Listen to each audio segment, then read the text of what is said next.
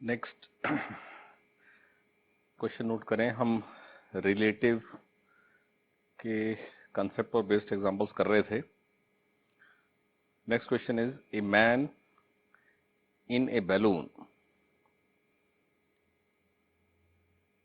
A man in a balloon rising vertically with an acceleration of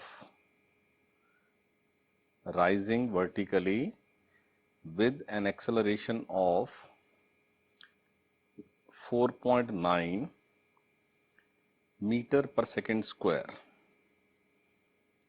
drops a ball 2 seconds after the balloon is let go from the ground. 2 seconds after the balloon is let go from the ground. What is the greatest height? What is the greatest height above the ground reached by the ball?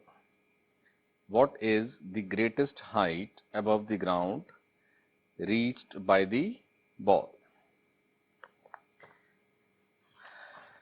तो क्या case है ये कि एक balloon up moving है और उसके पास acceleration है 4.9 मीटर पर सेकेंड स्क्वायर। ये एक्सेलरेशन ऑफ बैलून है विद रिस्पेक्ट टू ग्राउंड। और इस बैलून में कोई मैन है, वो मैन एक बॉल ड्रॉप करता है। हम उस बॉल को स्टोन मान लेते हैं क्योंकि B for balloon B for ball same हो जाएगा, तो मैं बॉल को स्टोन लिख रहा हूं, ठीक है। और ये कब ड्रॉप होता है?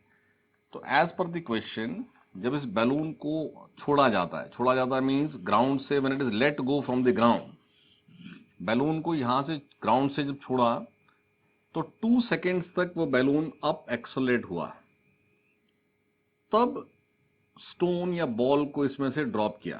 तो आप किस height, let us name it as h1, ये अटेन हो चुकी थी, ये ग्राउंड से काउंट होना है।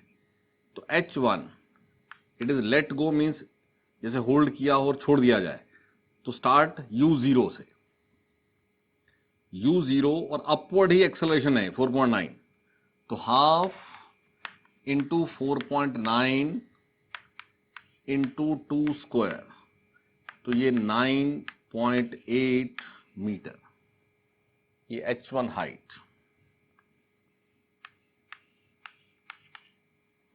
ठीक है। और साथ ही साथ u तो 0 थी, लेकिन बैलून स्पीड अप हो रहा था, तो ये v बैलून क्या है उस समय? तो u plus 80, 0, u is 0, plus 4.9 is acceleration and t is 2, यानी ये v ऑफ बैलून सॉल्व होता है 9.8 मीटर पर सेकेंड। और इस मोमेंट इस बैलून से वो बॉल यानी स्टोन ड्रॉप होता है, यानी ग्राउंड फ्रेम में, मैं स्टोन को यहां इसके साथ ही शो करता हूं, इस पॉइंट पर स्टोन जब डिटैच हुआ तो स्टोन के पास ग्राउंड फ्रेम में वही वेलोसिटी है जो बैलून की है।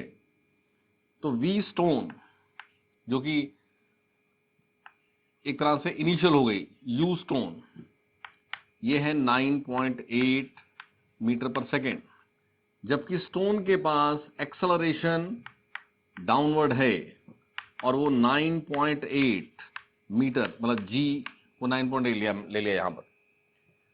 तो ये स्टोन अप जाता हुआ स्लो डाउन होगा और किसी पॉइंट पर वेलोसिटी 0 होगी, फिर रिवर्स आएगा। तो इस पॉइंट से कितनी हाइट और ऊपर ये स्टोन जा पाएगा? मान लो वो है h2। तो यहां इस केस में final 0 minus 9.8 square equal to 2 minus 9.8 और ये H2, तो ये माइनस कैंसिल, तो यहां से H2 सॉल्व होता है 4.9 मीटर। तो ये क्वेश्चन है, what is the greatest height above the ground reached by the ball. तो ये बॉल ने पहले 9.8 मीटर बैलून में रह करके कवर किया, फिर बैलून से डिटैच होकर के इसने ये H2 और कवर किया। तो ये बॉल की maximum height from the ground का आंसर होना है H1 प्लस H2। तो आपका आंसर है H1 प्लस H2 यानी 9.8 plus 4.9, it is 14.7 metre. It is 14.7 metre. ठीक है, नेक्स्ट नोट करें।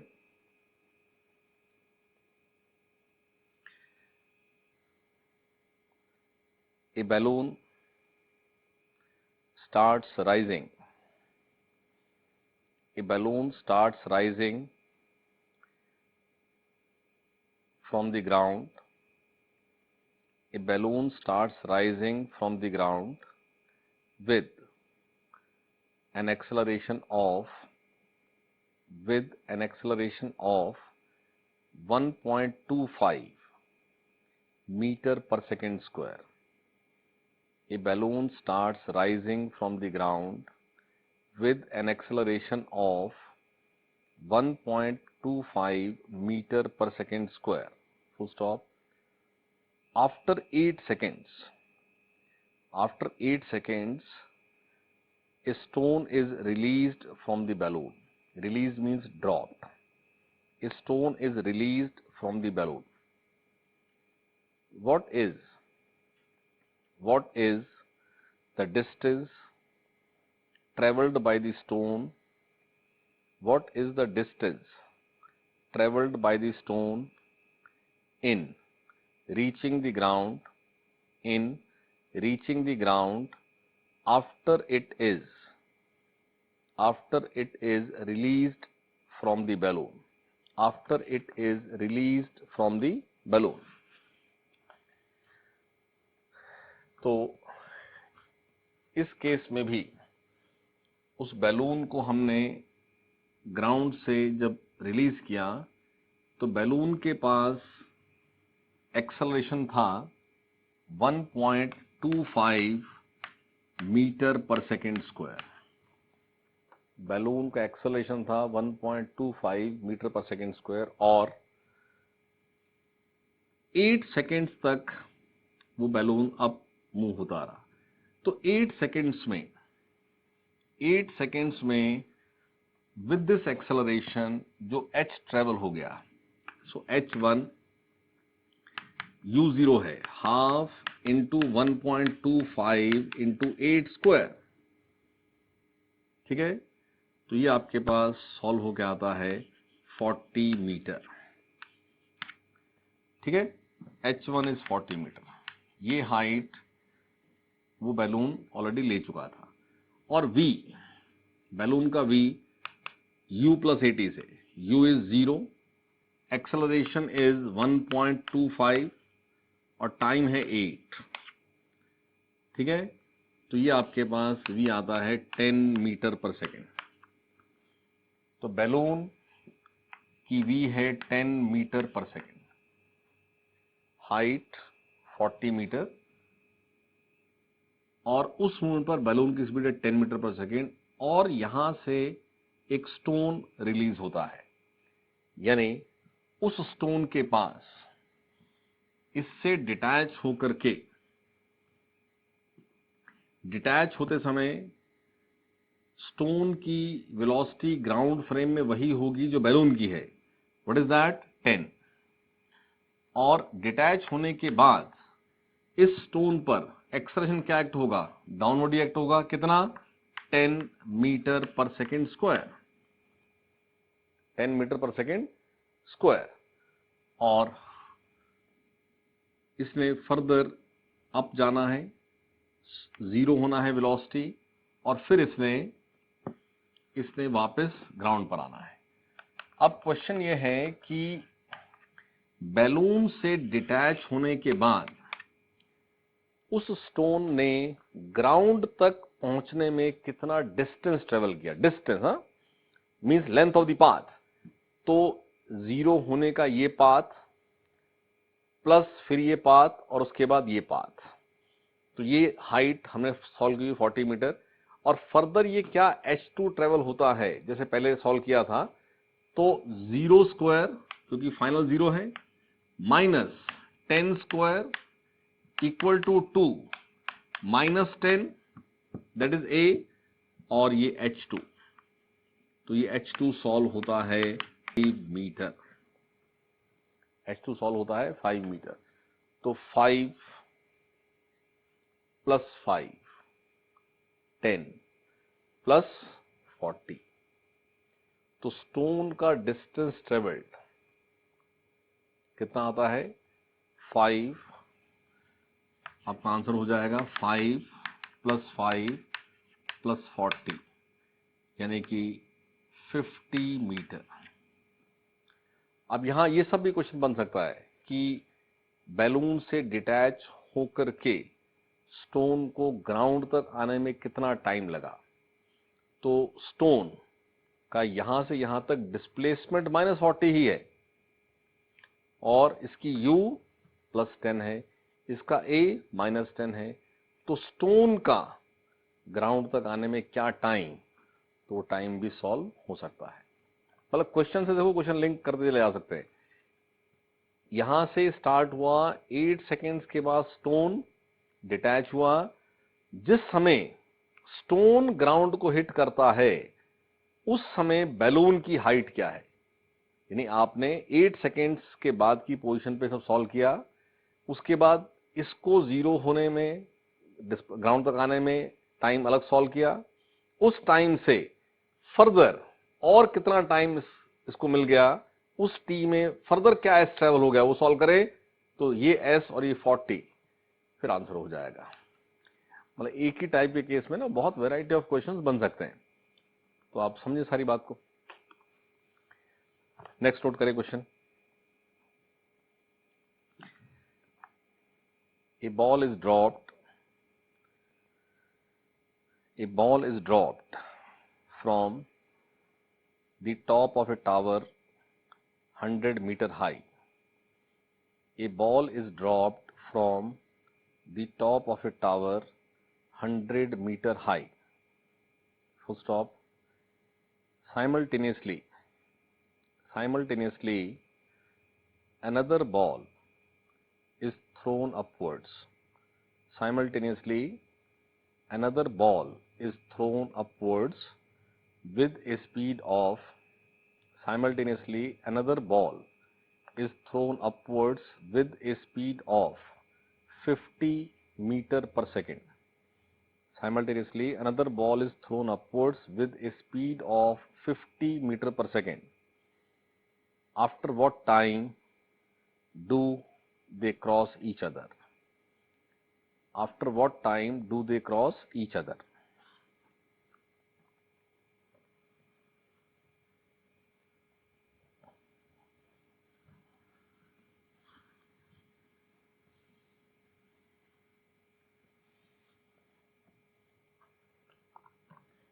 तो ये 100 मीटर की हाइट,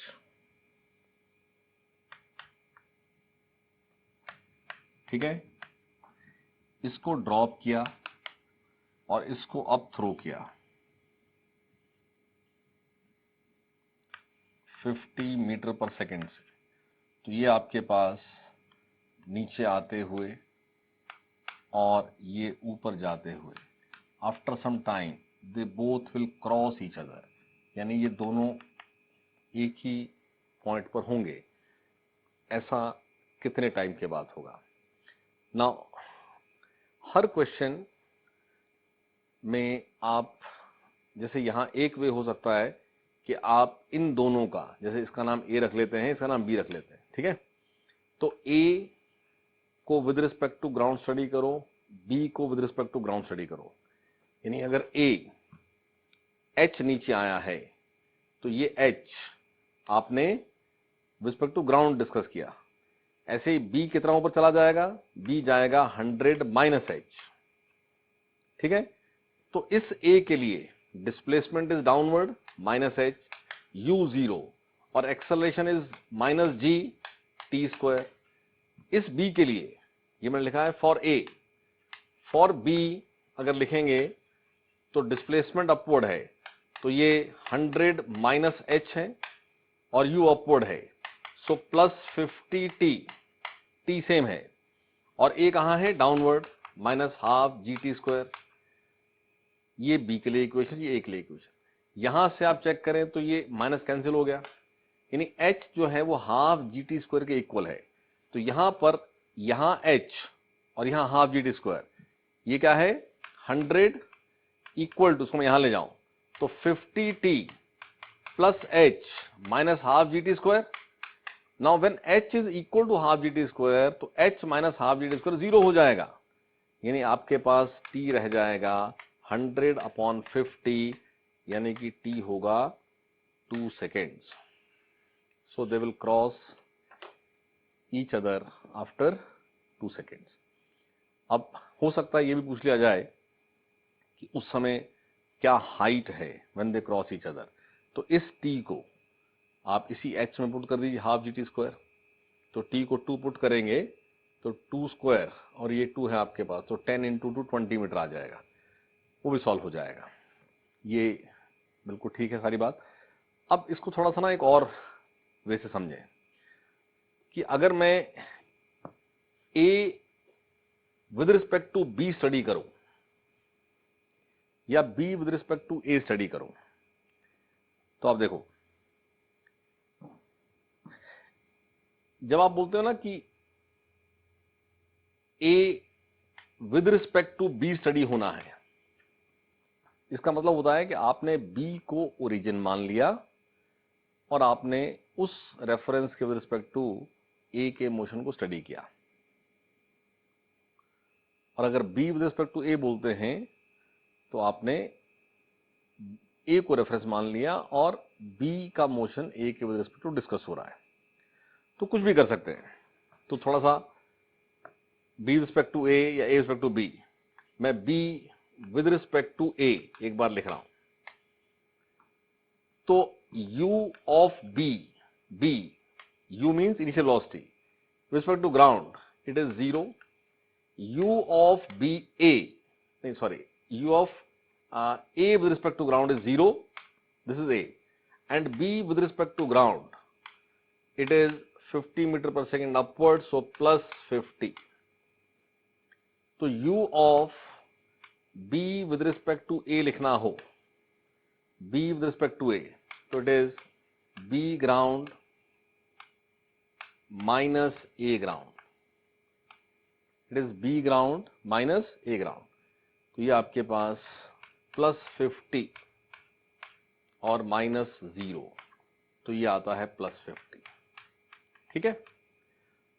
अब displacement of B with respect to A लिखना हो तो डिस्प्लेसमेंट हमेशा पोजीशन कोऑर्डिनेट से आता है। तो बी विद रिस्पेक्ट टू ए, यानी अगर मैं ए को ओरिजिन मानूं तो what is initial position, initial position r, it is minus 50. Imagine this line as y-axis and this has origin। हम with respect to a discuss कर रहे हैं बात को, तो ये अगर ओरिजिन है और ये y-axis है तो ये क्या पोजीशन है, -50। और फाइनली b कहां है, फाइनली b a के साथ है, तो a तो ओरिजिन था, इसका मतलब फाइनल आपके पास जो B की पोजीशन है विद रिस्पेक्ट टू A वो 0 है, क्योंकि B कहां पोजीशनड है, A पर, और A क्या था हमारा, ओरिजिन। तो आपके पास डिस्प्लेसमेंट क्या होना, displacement b with respect to a, it is final minus initial, 0 minus 50, ये बन जाएगा +50।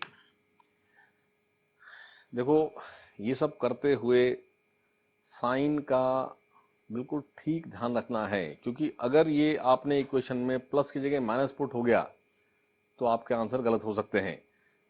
तो u सॉल्व हो गया है b with respect to a और s सॉल्व हो गया है। अब एक्सेलरेशन, तो acceleration a with respect to ground it is -g, acceleration of b with respect to ground, it is -g.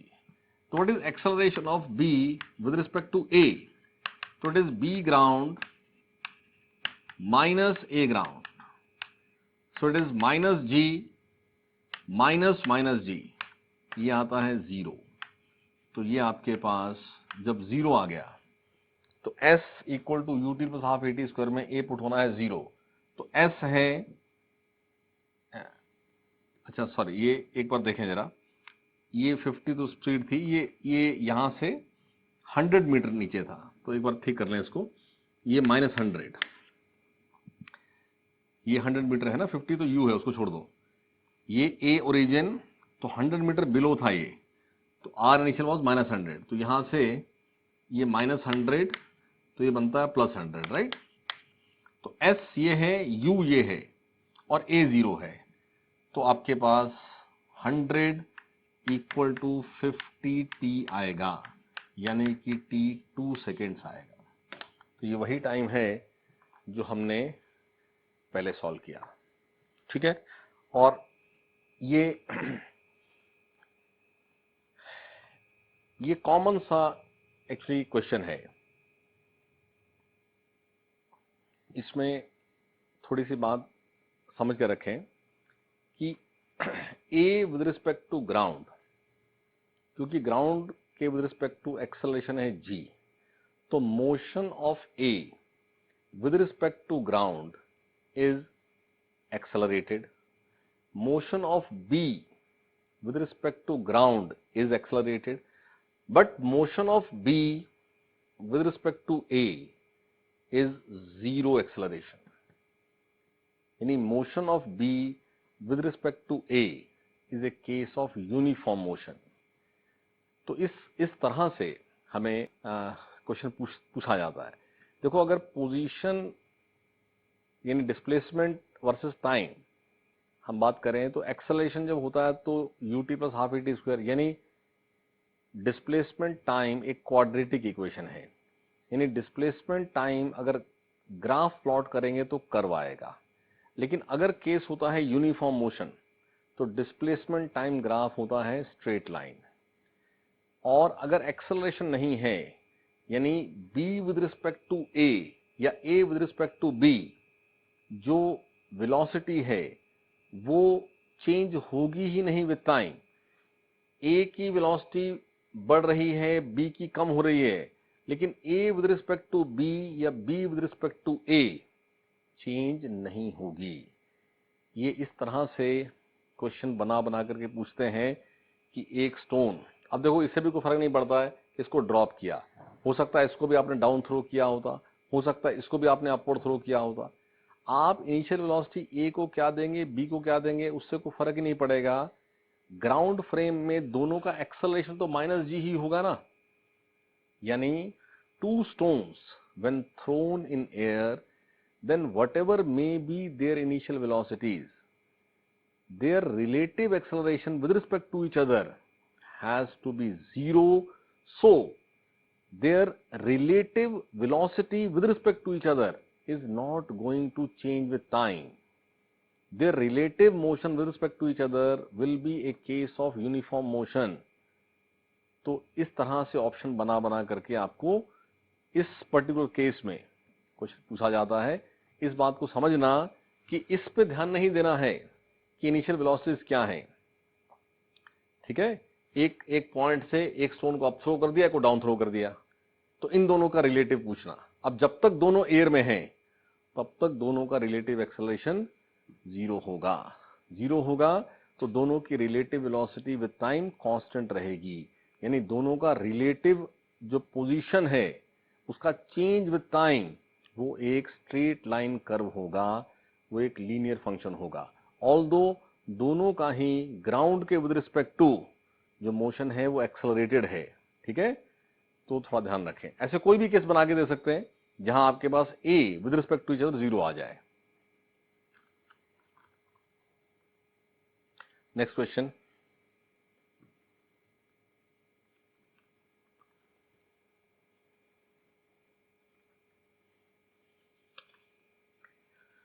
two persons A and B start from rest from the same point. Two persons A and B start from rest from the same point along the same straight line. Full stop. Acceleration of A is 2 meter per second square and that of B is 6 meter per second square. After what time the separation between them will be 50 meter? After what time the separation between them will be 50 meter?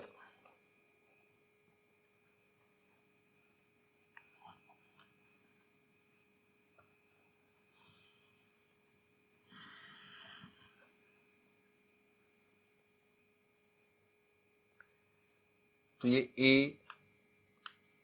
और ये B एक ही point से from rest start होते हैं और acceleration of A, ये A इसको आप विद रिस्पेक्ट टू ग्राउंड कह लीजिए, ये है 2 मीटर पर सेकेंड स्क्वायर और acceleration of B with respect to ground it is 6 metre per second square, ठीक है। तो अभी इनिशियली इनमें सेपरेशन नहीं है, but after some time A अगर यहां है तो B इस तरह से यहां है, सॉरी। तो ये सेपरेशन ये 50 मीटर हो जाए, आफ्टर व्हाट टाइम ऐसा होना है? तो एक वे तो ये है कि आप दोनों को ग्राउंड फ्रेम में डिस्कस करो। जैसे अगर A की बात करें तो A ने अगर S ट्रेवल किया है ग्राउंड के रिस्पेक्ट टू, तो B ने S प्लस 50 किया है। तो A के लिए अलग इक्वेशन लिख लो, B के लिए अलग लिख लो। हम दोनों वे से करके देखते हैं। A with respect to ground अगर स्टडी किया जाए तो U is 0, acceleration is +2 and displacement is some S, ठीक है। तो S is half into 2 into T square, और B with respect to ground U is 0, acceleration is +6 and displacement is S plus 50 and it is half into 6 into t square। तो यहां से S solve हो रहा है t square, ठीक है। तो इस S को पुट कर दो, t square plus 50 equal to 3t square, यानी 50 इज 2t स्क्वायर, यानी t इज 5। ये 50/2 हो जाएगा 25 का रूट हो जाएगा 5। ये एक वे हुआ। दूसरा वे ये है कि आप B को स्टडी करो विद रिस्पेक्ट टू A। तो B with respect to A study किया का मतलब B का इनिशियल पोजीशन क्या था? मैंने A को मान लिया ओरिजिन, तो B A के साथ था, तो पोजीशन इनिशियल वाज 0 और पोजीशन फाइनल क्या है? ओरिजिन इज A और B उस ओरिजिन से 50 मीटर राइट साइड में, तो फाइनल इज +50 ओनली, यानी displacement of B with respect to A ये +50 ही है, और U U A ground zero थी, बी ग्राउंड जीरो थी, B with respect to A भी जीरो ही आएगी, but acceleration B with respect to A क्या होना है, B ground minus A ground. Now what is B ground? B ground is plus x, and what is A ground? It is plus 2. तो ये आपके पास plus 4, acceleration is plus 4. तो यहां से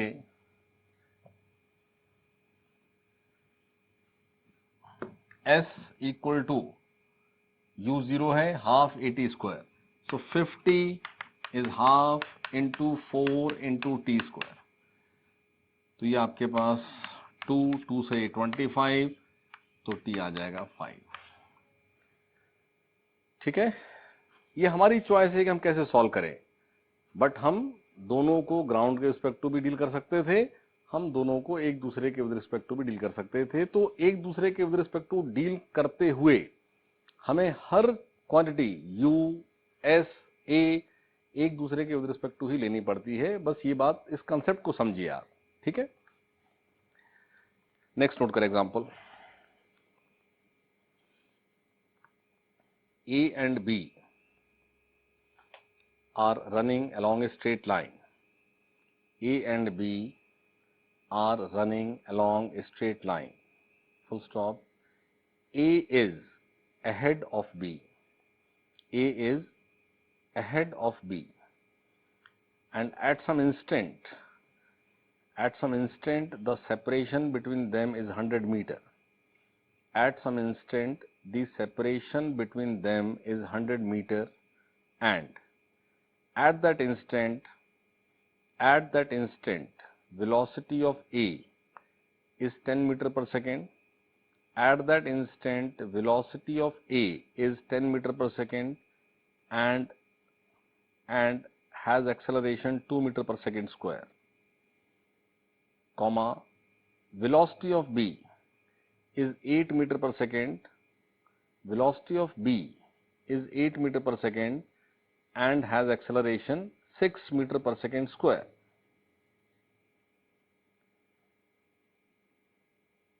After what time the separation between them will become 0?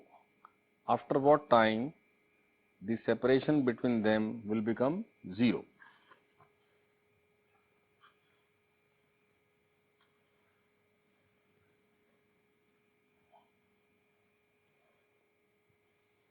तो ये A B से ahead है like this, और ये 100 मीटर ahead है, और इस मोमेंट पर वेलोसिटी, इसको U बोलेंगे, A ground, it is 10 metre per second, और acceleration A ground it is +2, ये सब प्लस है, 2 मीटर पर सेकेंड स्क्वायर. ठीक है, और B के लिए U B ground it is +8 and acceleration B ground it is +6.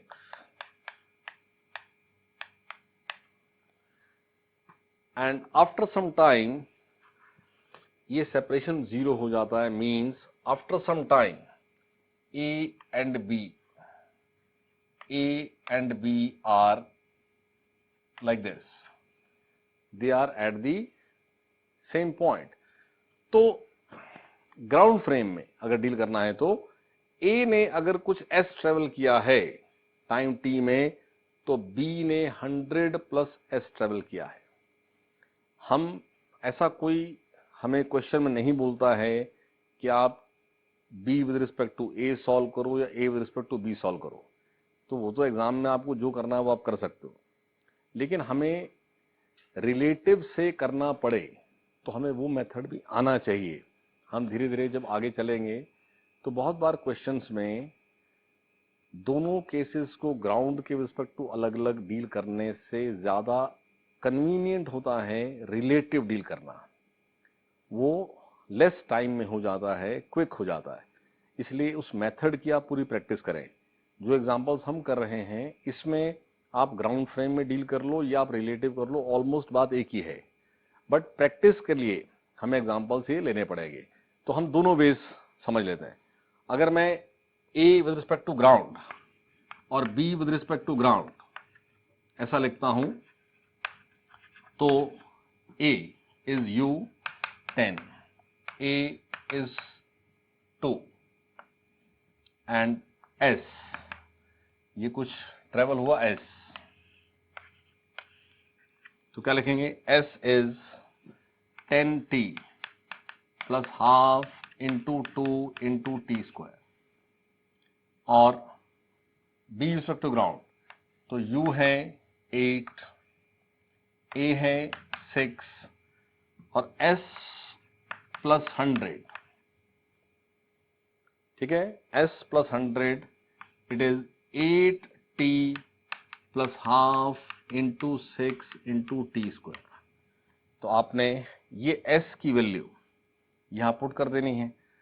10t plus क्या, टी स्क्वायर प्लस क्या 100 is equal to 8t plus 3t square. इस तरह से आपके पास t सॉल्व हो जाएगा।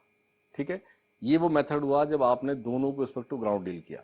अब साथ ही में समझना है कि अगर मैं इन दोनों को एक दूसरे के रिलेटिव डिस्कस करता हूं, तो जैसे b with respect to a या a with respect to b, b with respect to a बात करें, यानी ओरिजिन कौन हो गया a, तो व्हाट इज आर इनिशियल, ये ओरिजिन तो उसके लेफ्ट में है, ये इनिशियल इज -100 और after some time b a के साथ है, तो what is our final, it is 0। तो displacement b with respect to a it is 0 minus -100, ये आता है +100, डिस्प्लेसमेंट आता है +100, राइट। और u b with respect to a it is u b ground minus a ground. What is b ground? B ground is +8, ये u, और a ground is +10, तो ये आपके पास है -2।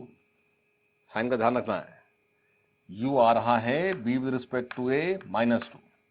Now acceleration b with respect to a, ये क्या है, b ground minus a ground, तो b ground acceleration is +6, a ground acceleration is +2, तो ये आपके पास 6 - 2 इट इज +4, तो b with respect to a is +4, तो s is +100 equal to u is -2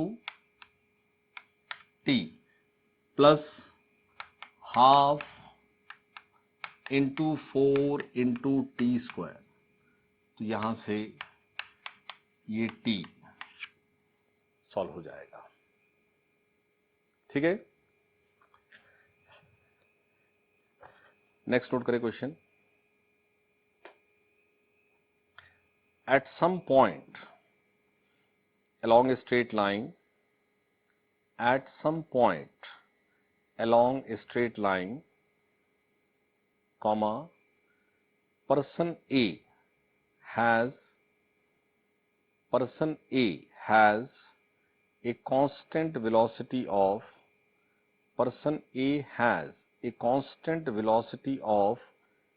10 meter per second, constant velocity of 10 meter per second,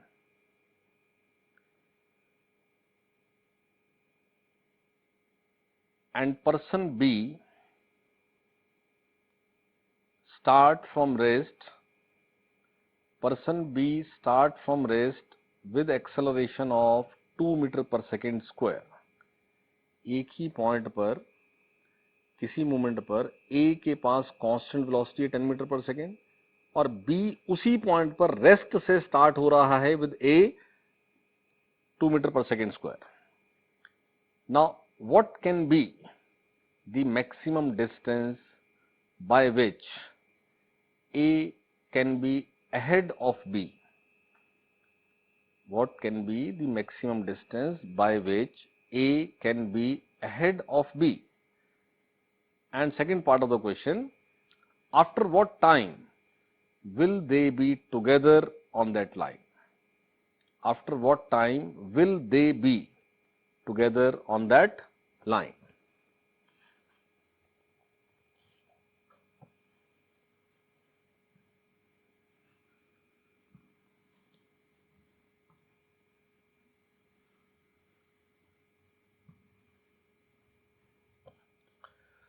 तो ये एक point, इस point पर आपके पास A और B.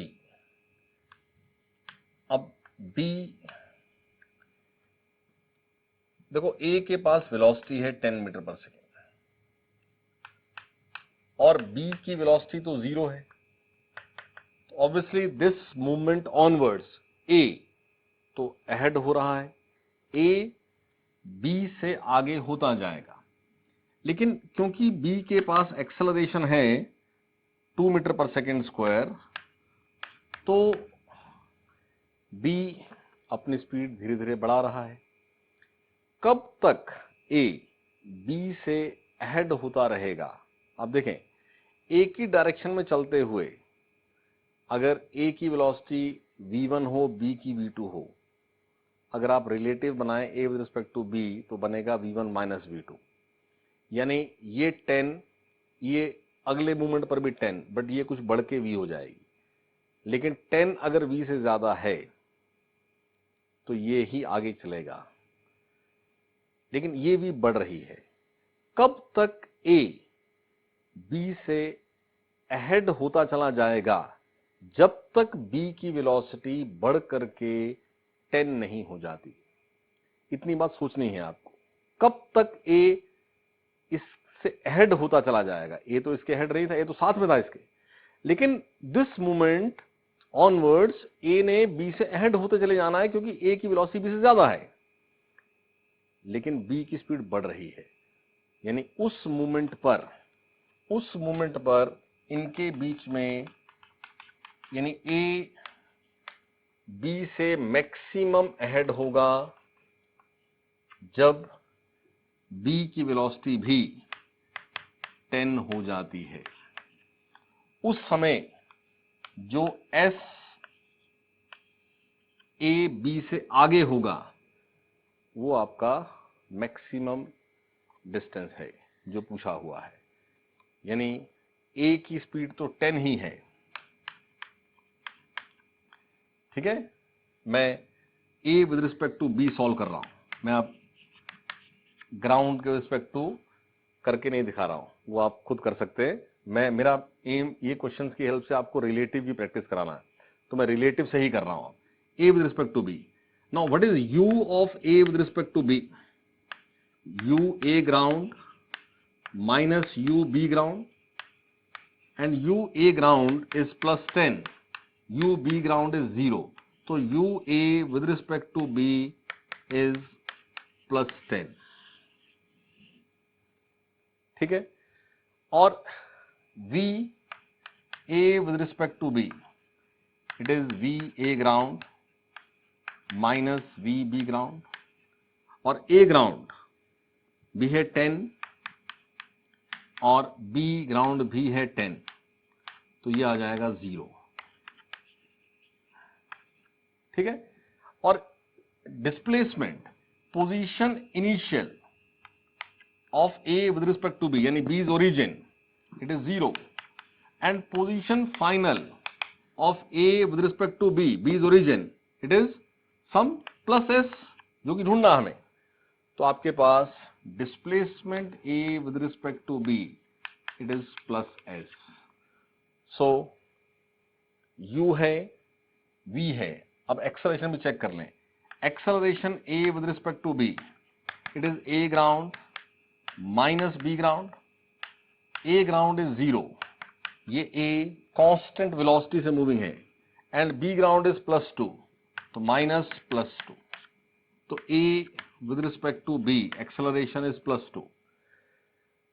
तो इस S से, इस A से, इस V से और इस U से क्या लिखेंगे?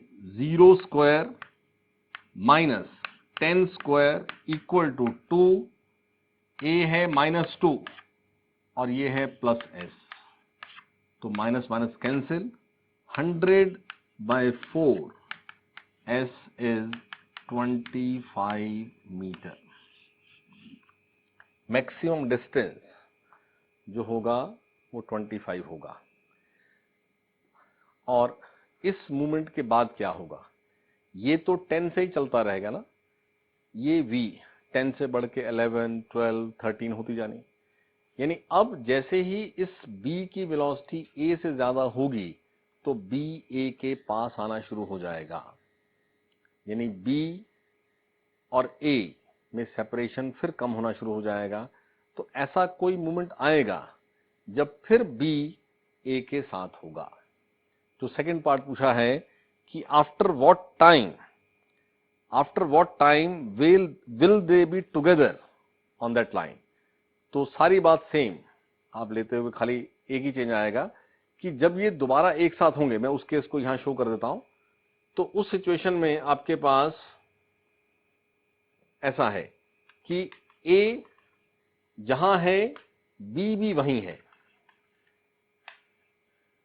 A की वेलोसिटी तो 10 ही है, B की पता नहीं कितनी है, लेकिन after some time A and B will again be together. यानी अभी आप S की बात करें तो इनिशियल भी 0 था और फाइनल भी 0 है, यानी displacement A with respect to B 0 है।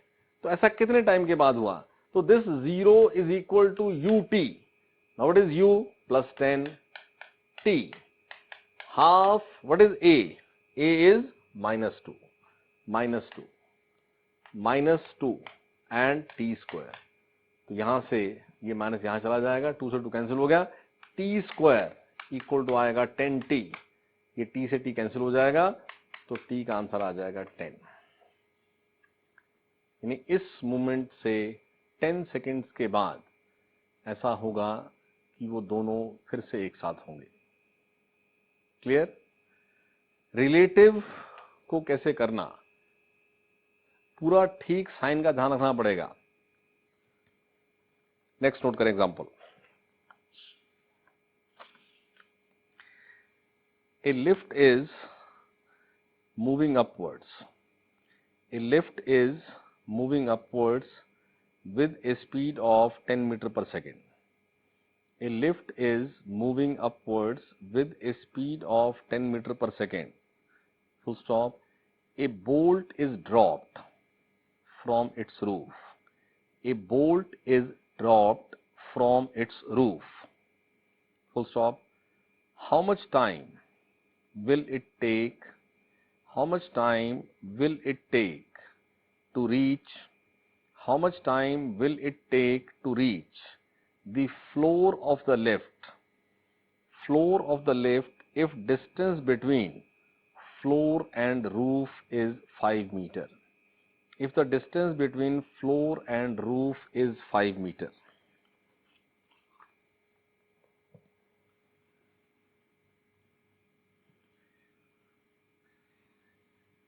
देखो इस क्वेश्चन में उस लिफ्ट की रूफ से कोई बोल्ट,